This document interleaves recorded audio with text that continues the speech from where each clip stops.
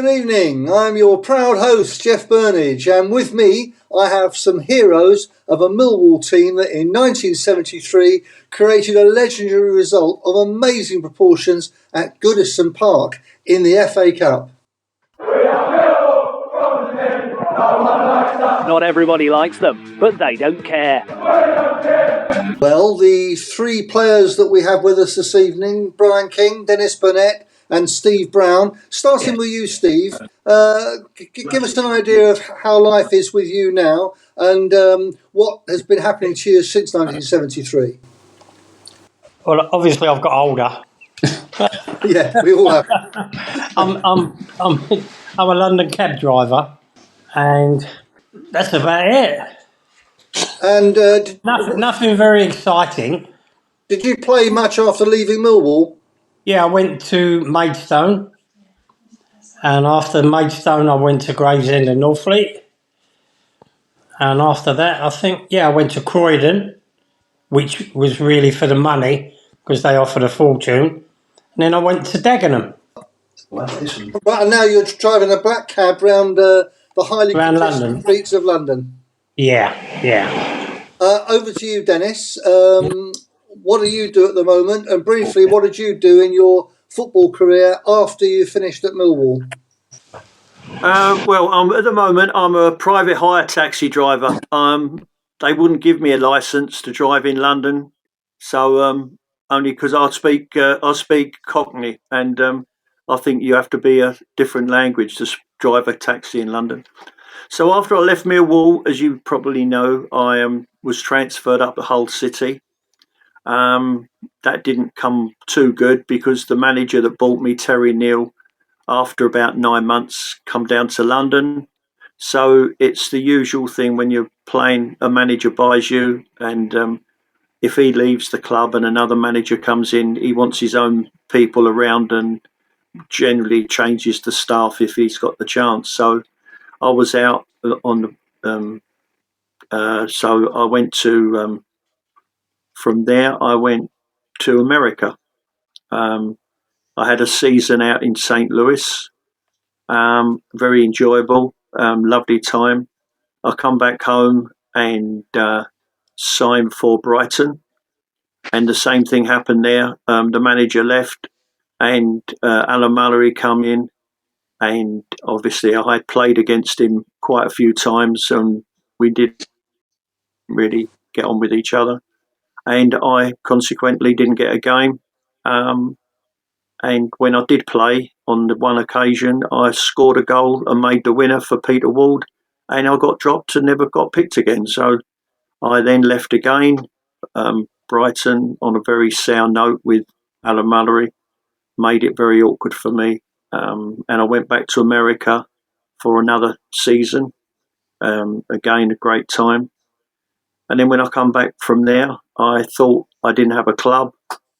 And I was Eamon Dunphy phoned me up and invited me over to Dublin, which is where I went and played over there with Johnny Giles as manager. Had a really enjoyable 2 or 3 months, and then I got a phone call to say, did I want a job in Norway? So I had met the chairman in the Grosvenor Hotel in London. And went through what the club was, and then he invited me and Jack Turner, who was Bobby Moore's agent, who got me to the interview. We went over to Norway, showed us around all the training grounds and the place, and then he made the deal and a very good contract, and that was it. My wife moved over and we had a house there. And we had 4 fantastic years. And that club, Dennis, that club was Howgar, wasn't it? That was it, yeah, Howgar. That was what it was. You had quite a bit of success, didn't you, while you were the coach there? Yeah, a little bit of success. I took over with me Barry Salvage, who used to play for Millwall, you remember? Really? A left winger. I didn't know that. Yeah, Barry Salvage. He played for Queen's Park Rangers as well. And he was a real good player for me over there, and a big centre forward come from Walthamstow, blonde boy, And the first year we were there, we won the 3rd Division Championship. And so that was really good. And in the second year we were there, the league come out with this rule that you couldn't have 3 foreign players on the team. So Barry had to leave, and he went to another club.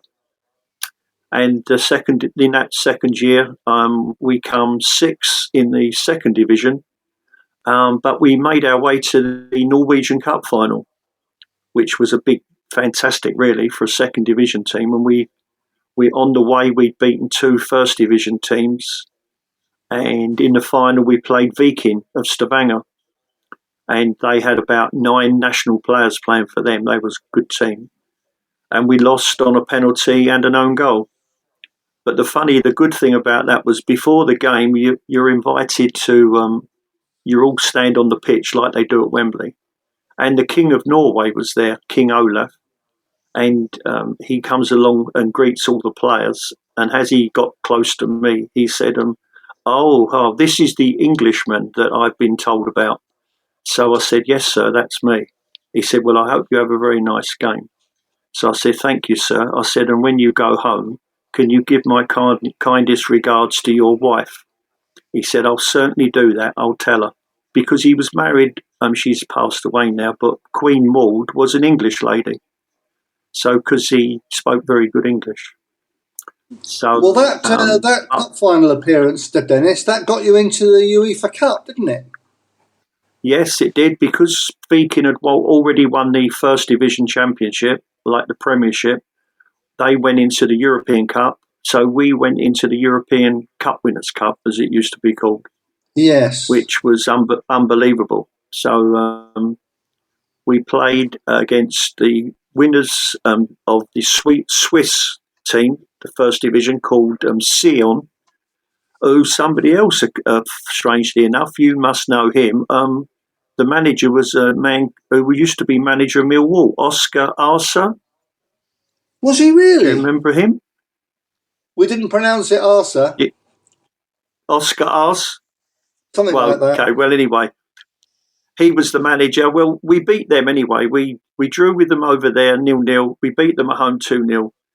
And the next round, we got picked to play against Newport County. Well, at the time, they were going really well, and they had a player playing. He made his debut in the European Cup matches against us, a guy called John Aldrich, who you remember probably went on and made his name at Liverpool. But sadly, we got beat over there 6-0.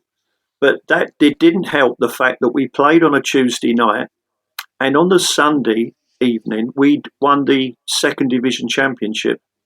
So the chairman, in his wisdom, threw a party at the local hotel. Everybody invited. All the drinks were free. Well, Norwegians can drink, and obviously they made sure that they got their money's worth.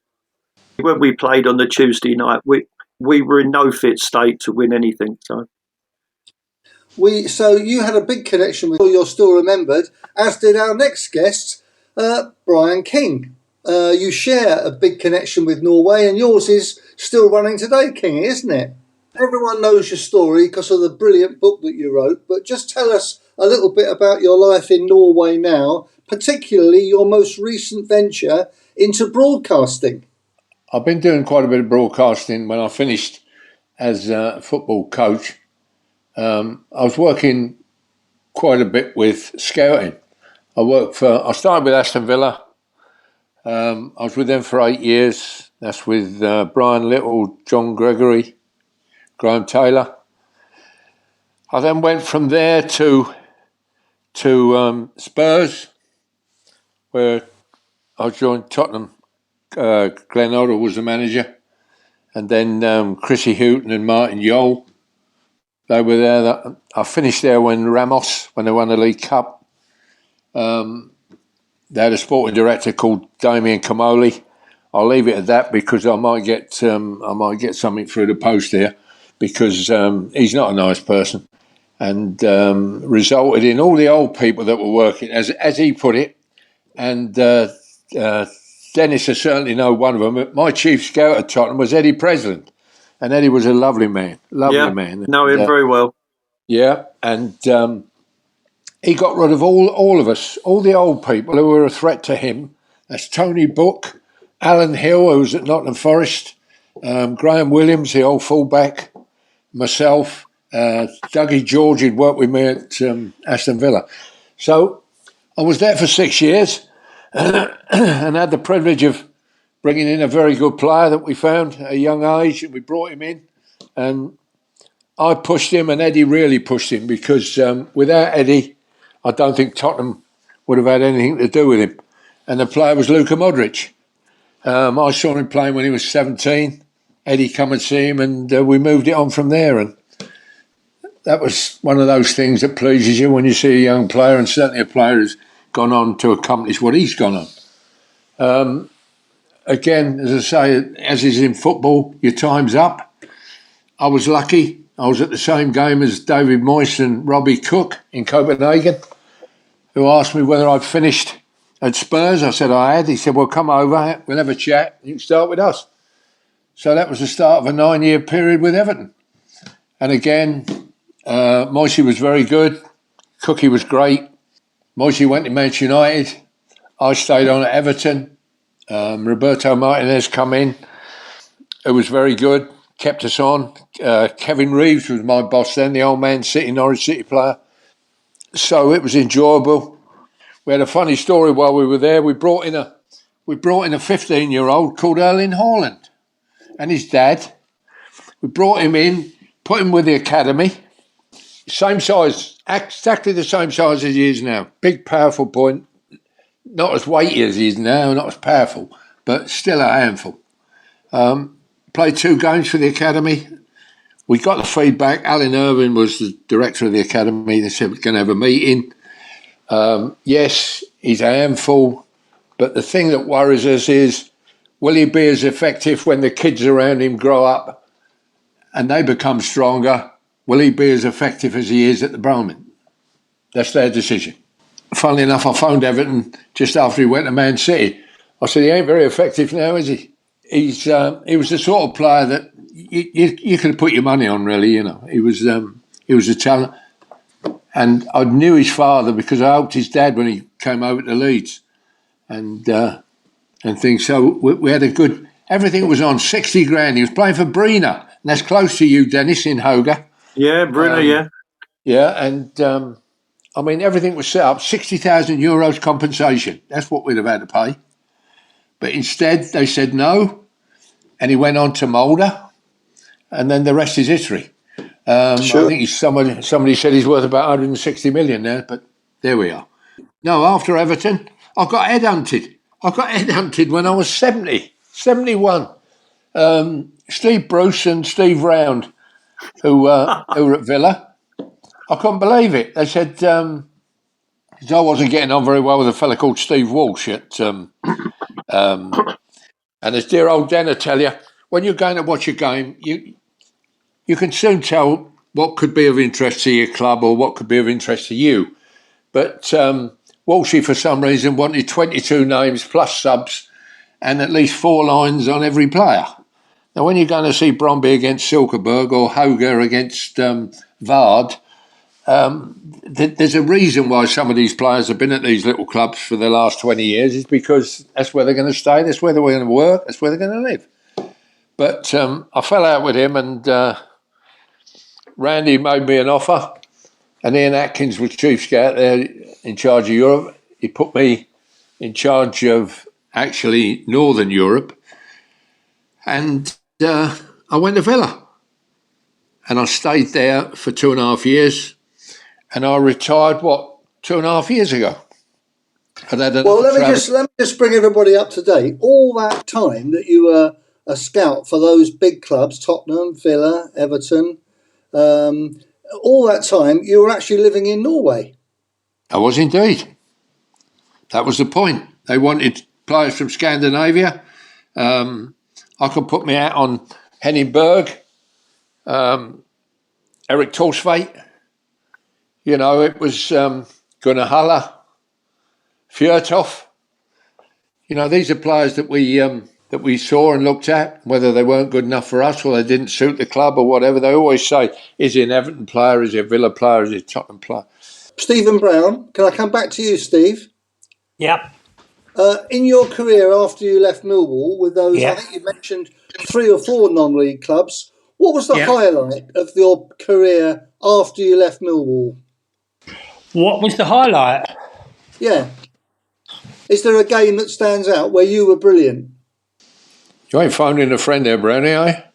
I think Taxi for Mr. Brown. Yeah, that's right. No, I just enjoyed playing, Jeff. It wasn't a case of picking out games. I just enjoyed playing football.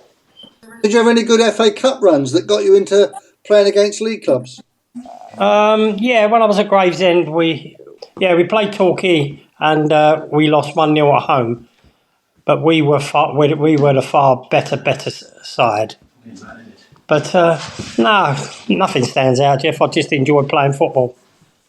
Well, let's take a break there now and listen to the great Brian Moore, one of my favourite ever commentators, introducing Everton versus Millwall on ITV's The Big Match. But now we go straight to one of the bravest and best performances of the whole fourth round. Millwall's magnificent victory away to First Division Everton. A few important highlights now of that game caught for us by Granada's cameras with commentator Gerald Sinstad, Millwall in the all-white strip. Belfit to Harper, to Buckley. Right, Buckley again. Good cross, Harper! He'll get it the second time, no he can't!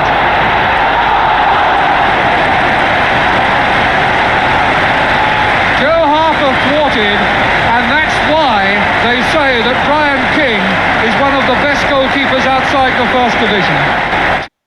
I think that we all remember the opening few minutes of that game. You particularly, Kingy, I imagine. Well, I couldn't get out of the way of it, to be honest.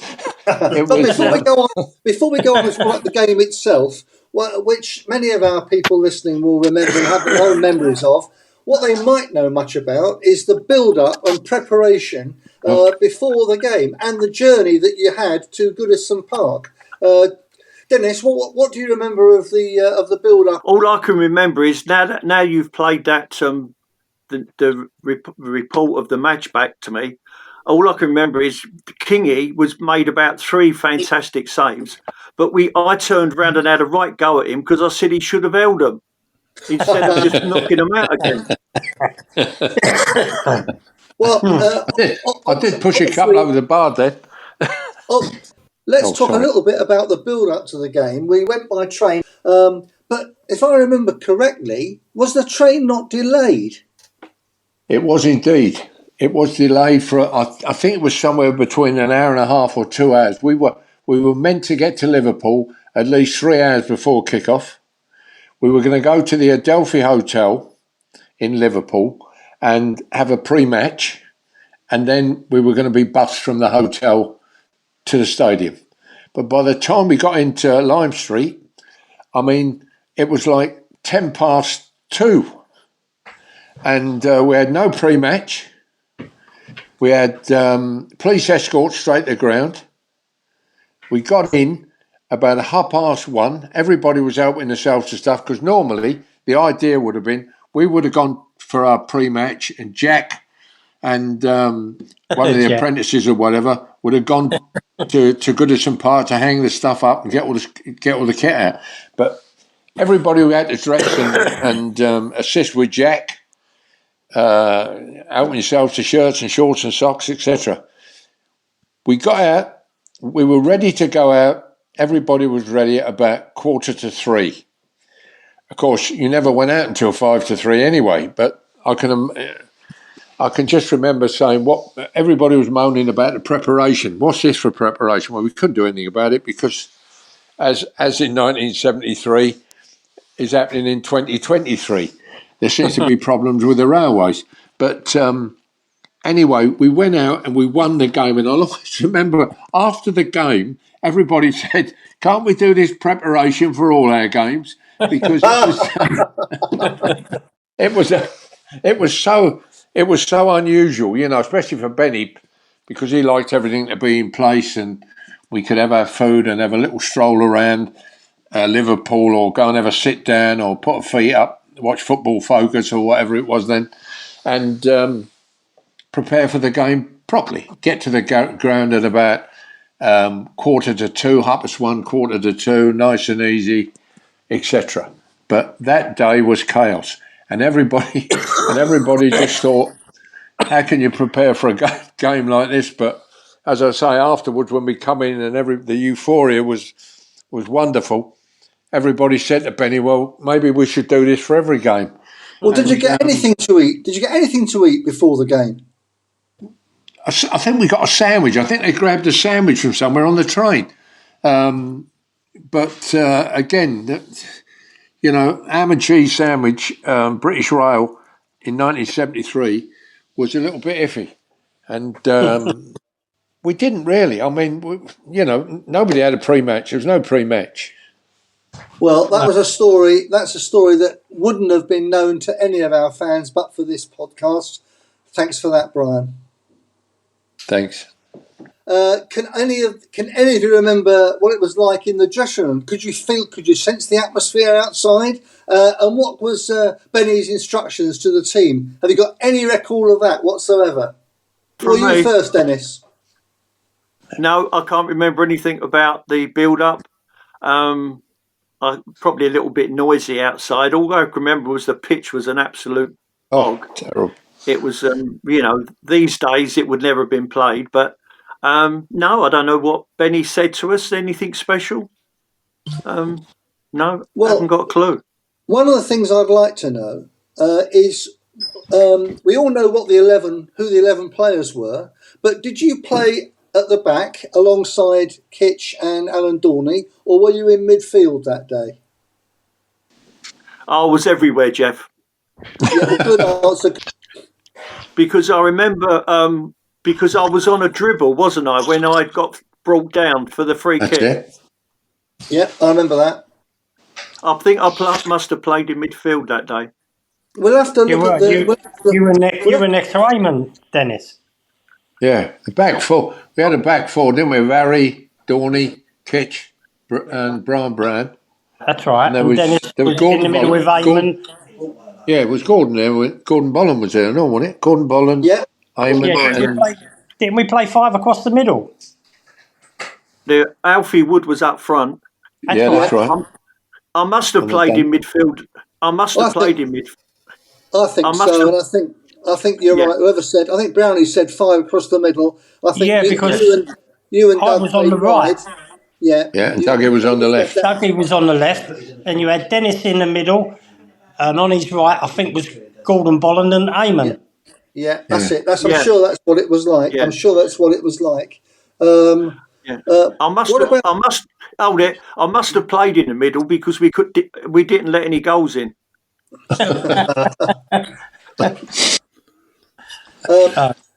It has been said that Kingy was probably the best goalkeeper outside the top flight. Would either you, Steve, or Dennis have any comment on that? I'm absolutely in agreement with Brian there. Definitely he was. No, he was a good keeper. He was brave. He was, like all good keepers, have to be a little bit nutty. And he was big, good in the air. He was great. He was really, I'm not just saying it because he's listening. He was good. What Dennis just said, I think it was the general opinion of everybody in that league that Brian was the top goalkeeper or the top couple of performers. Well, I think you were at your peak as a Millwall player at that time, Steve, and I know you were a big favourite of the crowd. The way you played on the right hand side, and Dennis, when you came back at some stage, you came back on loan, didn't you, for a short time? And I think that's when you were playing midfield, and a lot of people were shocked how good a midfield player you made. That's what sticks in my mind. That's why I asked earlier if you played midfield in the Everton game. But let me ask you all another question. Can any of you remember who was playing for Everton? Any names? Howard Kendall. Yeah, Howard Kendall. I'll go through it for you. The right back was Tommy Wright, who played for England. Yeah. The centre backs were John Hurst and Roger Kenyon.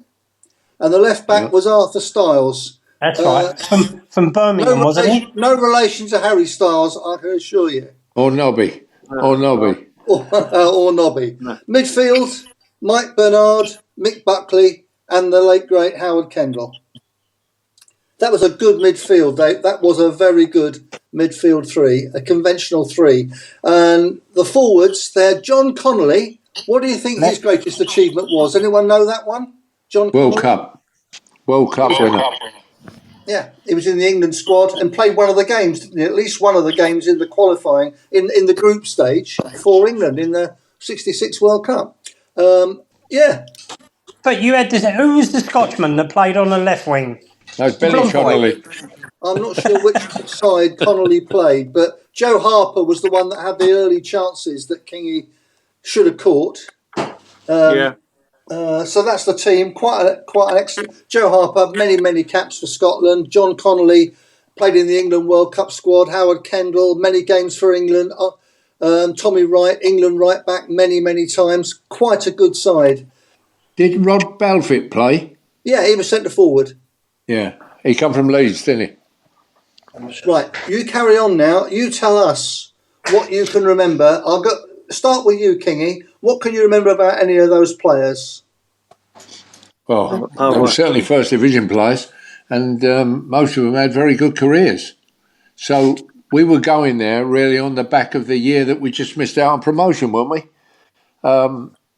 And I think Dennis said once before when we had one of these meetings that at that period we could have took on anybody, to be honest. We were a good side. We were a very good side with some good players. And we went to Everton. You know, it's always a second division team or a third division team dream, and they're a big club, big ground, World Cup ground, great memories there. It was as a big crowd, and as Dennis said, the pitch was terrible, but then all the pitches were terrible. I mean, but this particular day, I can remember seeing a little bit of, I think it was just before Dennis got pulled down there, having a hell of a job to run with the ball on it. I mean, he done so well to get as far as he did. But I mean, the atmosphere, what you're playing against, the club Everton, big club. For us, it was a great occasion for us, and to come away with a win, it was fantastic. Well, what else can you remember about the game itself, Dennis? You took the free kick, didn't you, when you got pulled down?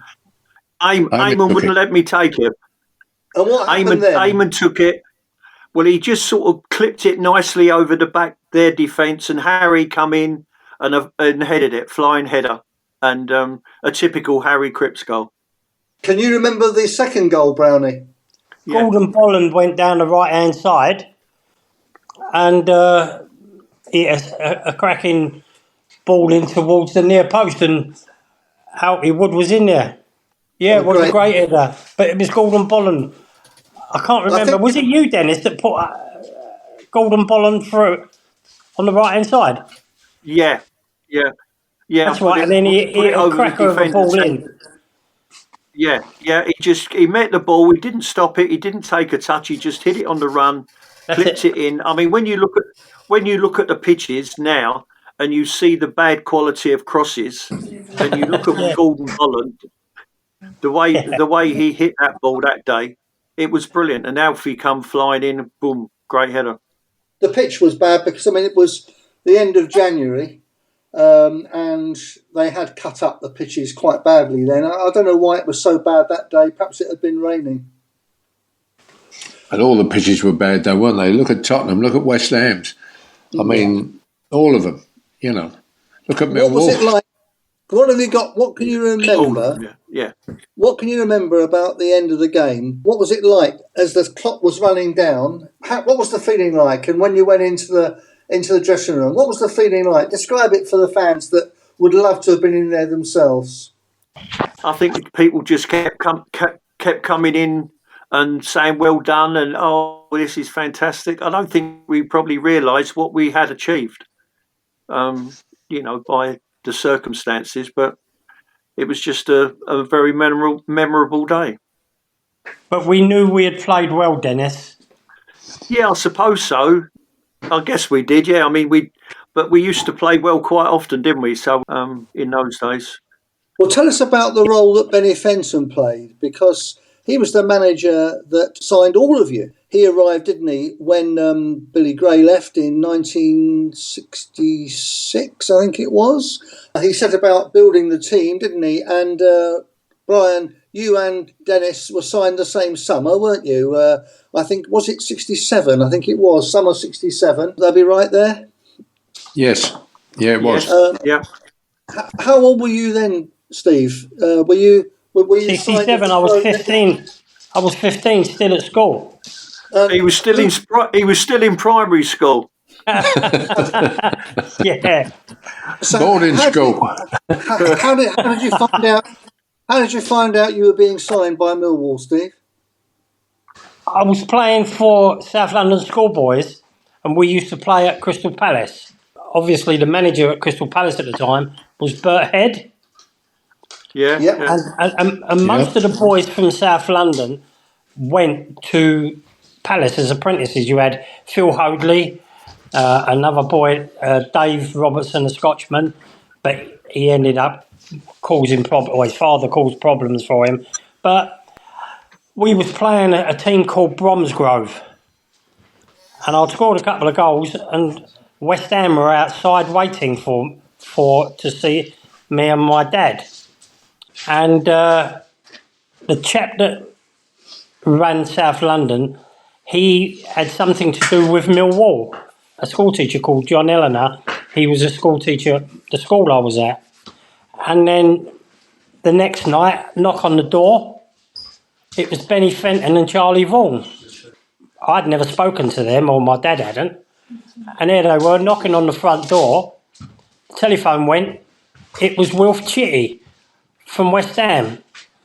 And he said to me, Dad, he said, I think you're going to get a visit from Millwall, Benny Fenton and Charlie Vaughan. And with that, we had to knock on the door. And Benny and Charlie came in and asked me if I'd go training. And Benny said to my dad, we're going to offer him an apprenticeship now for when he leaves school. So that's when I found out I was going to Millwall. And you ended up playing in that brilliant match in 1973 at Goodison Park, which you all have proved you can remember absolutely as clear as if it was yesterday. You had to be prompted a bit there, but suffice to say, the atmosphere was brilliant that day. I remember it very, very well, but then I didn't have to run up and down and play, did I? But yeah, it was a great performance, and I really enjoyed watching the highlights on the big match on the Sunday. I think we should take a break there and listen to our sponsor, Dean Wilson. Hello, Dean, Miles here. Hi, Miles. Hi, mate. Your funeral directors are famed for caring for Millwall families. Where are you located, and how far afield have you travelled to accommodate the needs of families?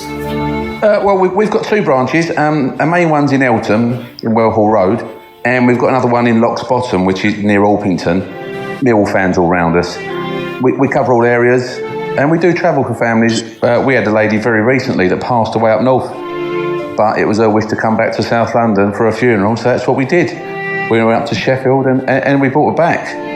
We quite often carry out funerals for Millwall families all over South London and Kent, right down to the South Coast. Dean Wilson, independent family funeral directors, caring for Millwall families, no matter how near or far. Should you need them at any time, ring 0208 33 11 111. That's 0208 33 11 111. While we were listening to Dean there, a great supporter of Millwall, everyone knows Dean, and his thriving business, unfortunately thriving because obviously he relies on mortality to do well. But I had a thinking, both of our goals at Everton were scored in the second half. I've got a feeling that they were scored in the goal behind which were our fans. Does that ring a bell with anybody? Nah. Well, it would do. It would do because when you look at when Everton play now, when the players come out, we scored the goals to the right as you come out, where we defended first half. And always, I think it's called the Gladwin Road end or something. Gladys Road, yeah, isn't it? Yeah. That's where all the Everton supporters are. The main core are usually that end. I just thought when I run to that end first, I thought, Jesus Christ, Lev Yashin stood in here in the World Cup. And if I can be half as good as him, I'll be well pleased. Unfortunately, I probably had the best first half I ever had in my life because it was raining shots. You know what I mean? We were under a lot of pressure, weren't we, then, Brownie? I mean, first half we really were under pressure, but we weathered the storm, defended great. Nobody messed around. The ball was cleared. No one was being clever. I was fortunate. I got in the way of stuff, and by the time we come out, I think everybody was feeling pretty confident. Well, if we can hold this lot here 0-0, we've got a good chance here. And I had very little to do second half. I had a couple of crosses to catch. I think there was a couple of low shots, but they scored a goal, didn't they? They scored a goal which was offside. But if that had gone in, I think we'd have been under real pressure then. Don't you, Dennis? Don't you, Bernie? Yeah, but thinking back, Brian, with the midfield we had, and not because Dennis is here, I think Dennis was the one that knitted it together. I know that he was talking to me and Dougie a lot. Instead of being too far wide, you two come in so that we congest the midfield. That's what I remember that Dennis was talking. We were young. He was talking to us. Whether he was talking to us, I don't know. But we had a very, very strong midfield, and the defence was absolutely superb. Every team needs a stroke of luck, and I've been thinking hard while we've been talking. Am I right in thinking that Howard Kendall got injured and had to go off?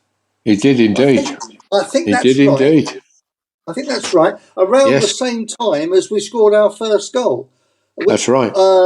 My notes tell me was on 63 minutes. We've already described that goal, Harry's header. A brilliant header, by the way. Do you remember Everton's heads dropping a bit after that? Was Howard Kendall an absolutely important leader on the pitch? And did their performance go down, do you think, after that? I think when you lose a player of that calibre and as good as what Howard was, I mean, he was a very good player. It's surprising he never won more caps, really, wasn't it? I think he got one, didn't he? He was a midfield player, the same as Dennis Slade. Don't get me wrong. Dennis Burnett was a first division player. He'd had a great career at West Ham before he came to our place. It's only because a manager or somebody within the club says, well, he ain't going to get no further with him or whatever. We were fortunate at Millwall to take him as we were fortunate to take the two lads from Tottenham. And all three of them made a great contribution to Millwall Football Club. And you're talking about Keith Weller and Derek Posse? Yes. The two lads from Tottenham. That was a great summer's work by Benny, got to say. What an amazing summer's transfer business. Bryan King, Derek Posse, Keith Weller, Dennis Burnett. It's nice to hear both Steve and Kingy saying what a terrific player you were, Dennis, because I don't think everyone realises what a fantastic player you were. I thought you were amazing, and it didn't surprise me that you went into midfield having been basically a sweeper in Benny's first system. I've got great memories of that, and we did hear a little bit about your involvement in both the goals, winning the free kick for the first and sending Gordon Bolland away with a perfect ball down the right for his cross for Woody's second one. But I suppose they were the most memorable parts of the match. Did the crowd come on the pitch to celebrate at the end, or wouldn't they have been allowed to in those days? Were you able to just make your way off to the dressing room? We were covered in mud for a start. I mean, by the time we got to the dressing room, we were glad to get the gear off because we were caked in mud, weren't we? We're not playing in white. Were we playing in white? Yes. I think we were, weren't we? Yeah. We were, Yeah, we were. Yeah. Yeah. I'll tell you what was good after the game. I always remember Harry Catterick coming into the dressing room and saying, well done to us, and that we played well. And he just happened, as on his way out, he said, and by the way, I'm going to put an offer in for you, young Kingy. So I said, well, that'll do for me. But he was confronted by Benny in the doorway, who said, don't you talk to my players. You can say well done, but that's as far as you go. Well, I'd like to talk about some of the other players in that team on that day that we've skated over a little bit, talking about your three. Alan Dorney and Barry Kitchener. I mean, Barry Kitchener, Millwall's legendary captain.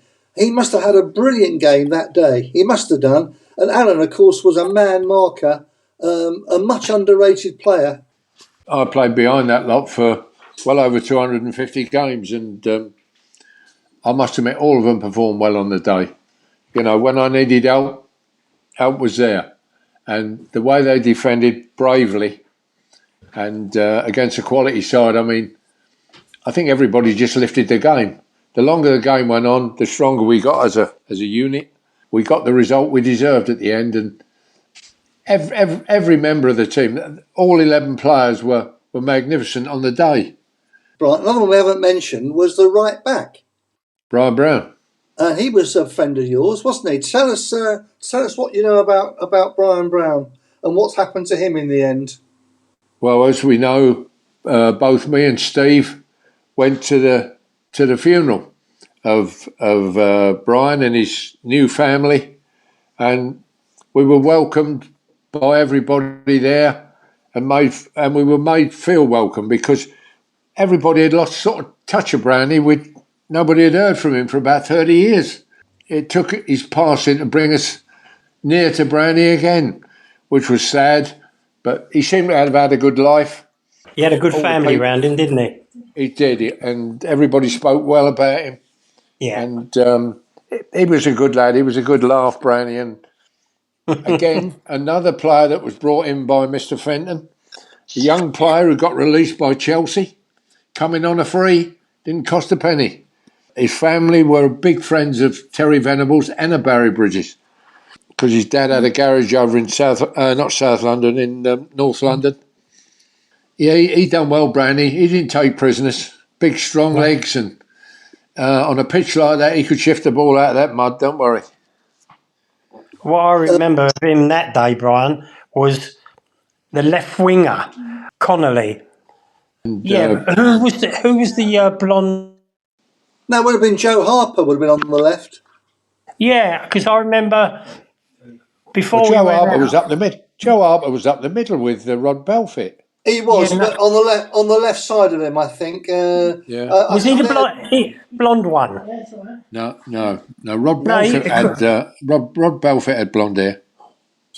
Well, the left winger, before we went out, then he called me over with Brian and said, cover Brian a little bit, drop back. Well, it had been John Connolly. John Connolly was on the left. He was the left winger as such. It's the same system as we played, nearly. We had five across the middle. They played 4-4-2. Yeah. But Brownie clumped the left winger and all the cushions came down. Oh, and I looked at Brownie. I mean, he hit him a couple of times, didn't he, early on? He did, yes. And the fella didn't like it. No, he didn't like it. No, and that set the precedent for everybody else. And we were the better team by far. We fought for that result, and we fought well. We've been through most of the team, and we had they were all very good players. What about Gordon Bolland? We mentioned him earlier on. What did you make of him as a player, you two? Yeah, great player. Yeah. Another player brought in by Benny. Yeah. Another player brought in by Benny. Don't you think he had quality? Don't you think he had everything, Brian? He was quick, he was good in the air, 2 good feet, and he had one hell of a good shot. Oh, it was a great stroke of the ball, Rob. Yeah.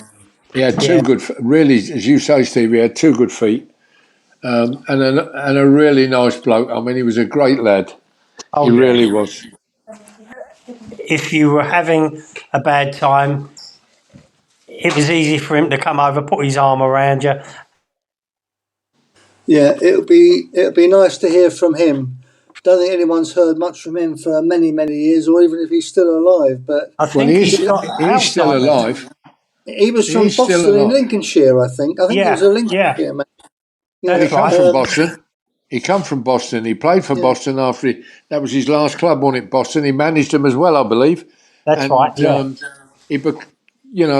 That's where he comes because he played in the great Chelsea side. I mean, the great Chelsea FA Youth Cup winning side of Bonetti and Venables and Bridges, Greavesy, the two Harris brothers, Frank Blunston, I believe.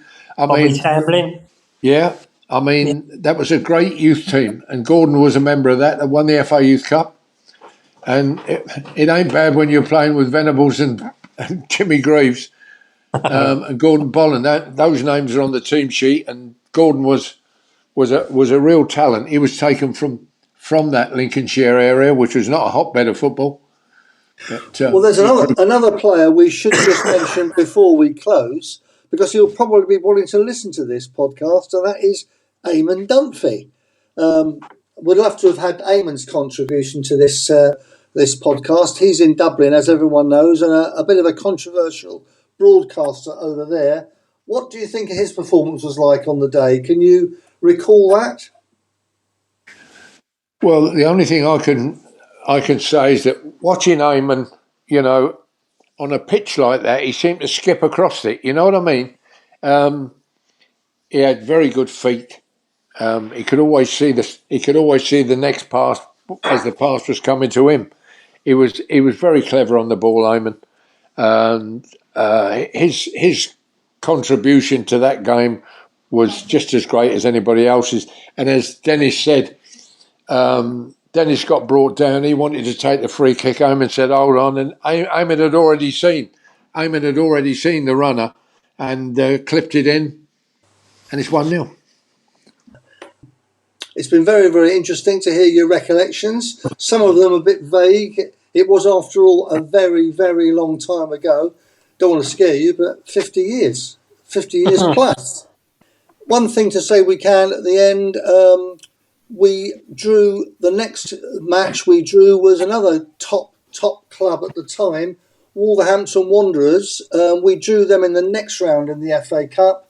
Don't want to spend too long talking about that as we're commemorating the victory at Goodison Park. What do you remember of that game? I'll go to you, Brownie, first. What can you remember of the Wolves game? Were you involved in that as well? Yeah. Before the game, I was walking on the pitch with Gordon Bolland and Eamon Dunphy, and it was around the time that Derek Parkin had been diagnosed with a hole in the heart. And I remember walking off the pitch with Eamon and Gordon Bolland said to me, this is made for you today. He said, you can run him ragged. And I looked at him, I said, well, thanks for the confidence. And Eamon said, no. He said, you're quick. I'm not sure he's as quick as you.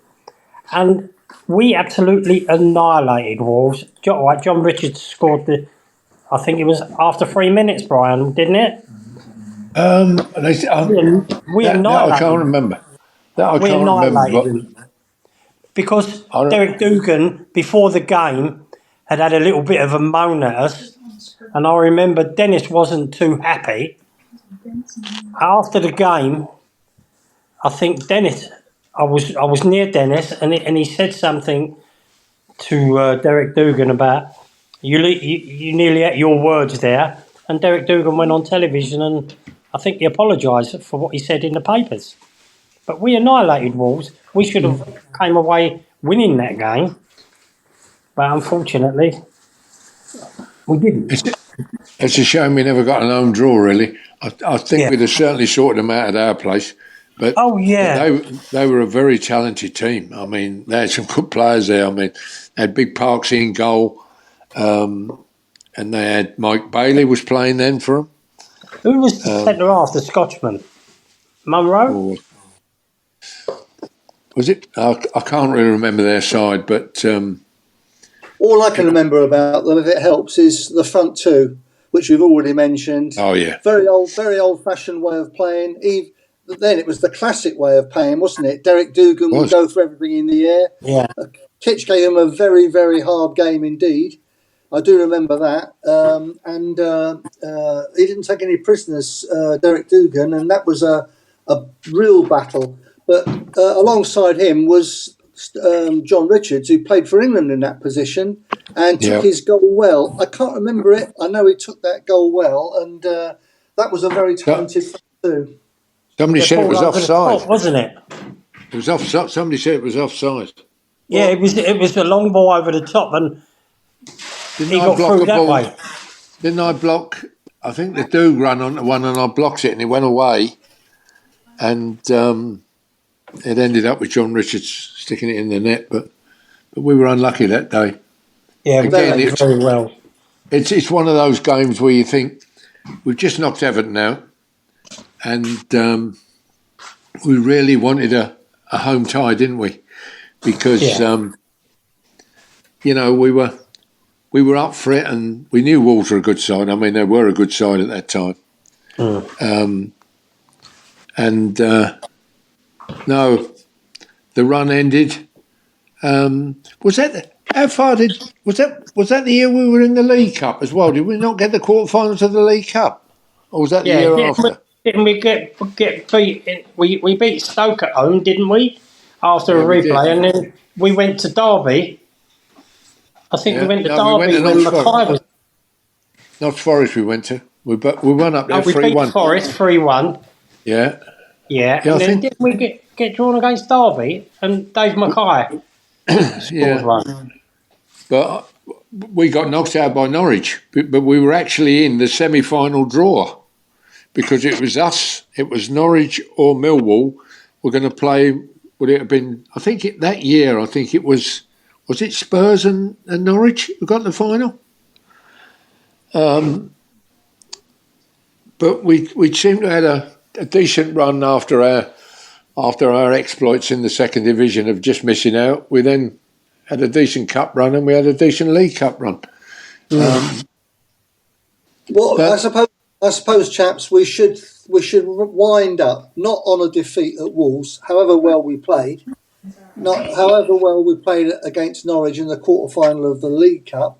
Let's remember that great achievement at Goodison Park in January 1973. A memorable game, and given a bit of prompting, you two and Dennis remembered more than you can believe you could remember about that happy day.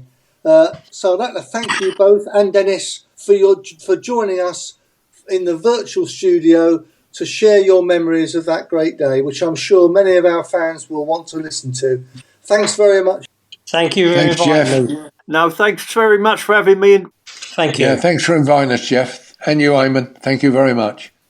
Now, don't forget, everyone, you'll be able to listen to the No One Likes Us talking team bringing reports from our games, both home and away, for both the Lions and the Lionesses, and also updates on Millwall community matters too on Maritime Radio, which is 96.5 FM, with a big circulation area in South and South East London. Additionally, you can find No One Likes Us Talking on Instagram, on Facebook and X, which I still call Twitter. Loads of social media sites and all popular podcast sites. But with that, it's goodbye from me. A thank you to Brian, a thank you to Steve, a thank you to Dennis. It was a shame that Doug couldn't join us. We'd like to have heard his contribution. But with that, thank you all for listening, and a happy new year to everybody. And here's hoping for just as good a cup game in the third round of the FA Cup this year.